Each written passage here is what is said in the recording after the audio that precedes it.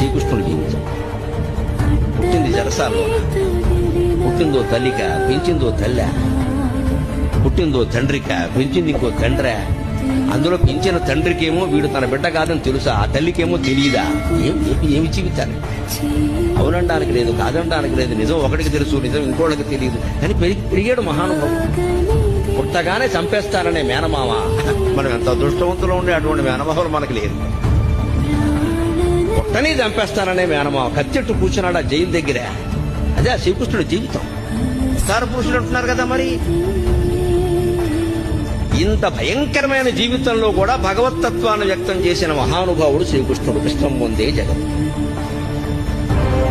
పరిత్రాణాయ సాధూనా వినాశాయ చ దుష్కృతా ధర్మ సంస్థాపనార్థాయ సంభవామి యుగే యుగే.